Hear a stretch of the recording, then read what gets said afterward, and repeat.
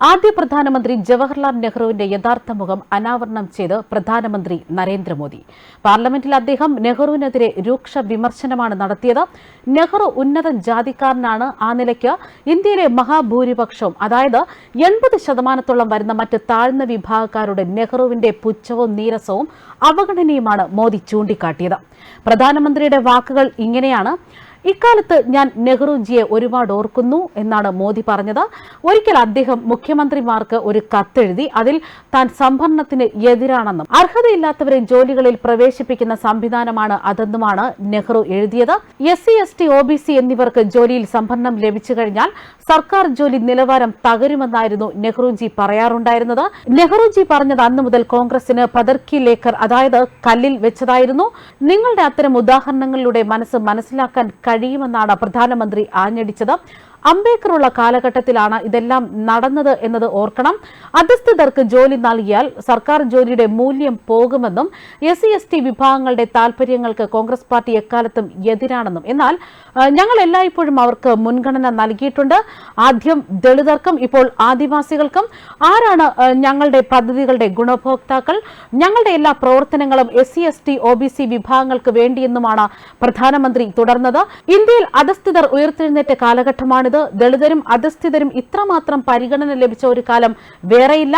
President മുർമുവിന്റെ തെരഞ്ഞെടുപ്പിനെ കുറിച്ചും പ്രധാനമന്ത്രി പരാമർശിച്ചു. ഈ പദവിയിലെത്തുന്ന ആദ്യത്തെ ആദിവാസി വനിതയാണവർ. ഇത് മാത്രമല്ല, ഒരു വനവാസി നേതാവായ സ്ത്രീയെ കോവിലിരുത്തിയാണ് നരേന്ദ്രമോദി അയോധ്യയിൽ പ്രാണപ്രതിഷ്ഠ നടത്തിയത്. അത് ഹിന്ദു മതത്തിലെ നവോത്ഥാനവും വിപ്ലവവും ഒക്കെ കൂടിയായി. നിങ്ങളുടെ, അതായത് മിസ് മുർമുവിനോടുള്ള എതിർപ്പ് പ്രത്യയശാസ്ത്രത്തിന് വേണ്ടിയായിരുന്നില്ല. BJPയിൽ നിന്ന് പോയ മുൻ കേന്ദ്രമന്ത്രി യശ്വന്ത് സിൻഹ നിങ്ങൾ സ്ഥാനാർത്ഥിയാക്കി. എന്തിനാണ് എന്ന് ചോദിച്ചാൽ, ഒരു ആദിവാസി സ്ത്രീ ഇന്ത്യയുടെ പ്രസിഡന്റ് ആകുന്നത് തടയാനായിരുന്നു. മോദി കോൺഗ്രസിനെ നിശിതമായിട്ടാണ് വിമർശിച്ചത്. കോൺഗ്രസിനെ കുറിച്ചുള്ള മൂർച്ചയുള്ള അഭിപ്രായങ്ങൾ രാജ്യസഭയിലെ ആക്രമണത്തിന്റെ ഭാഗമാണ്.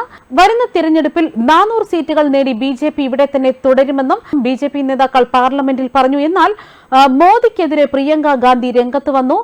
നെഹ്റുവിന്റെ പ്രസംഗത്തിലെ വരികൾ പ്രധാനമന്ത്രി തെറ്റായി ചിത്രീകരിക്കുകയാണെന്ന് കോൺഗ്രസിന്റെ നേതാവ് പ്രിയങ്ക ഗാന്ധി ആരോപിച്ചു.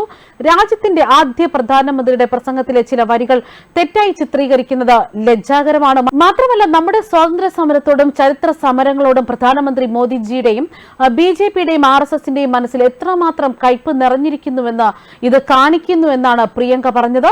2024 കോൺഗ്രസ് 40 സീറ്റുകൾ തികക്കില്ലെന്നാണ് മോദി ആഞ്ഞടിച്ചിരിക്കുന്നത്.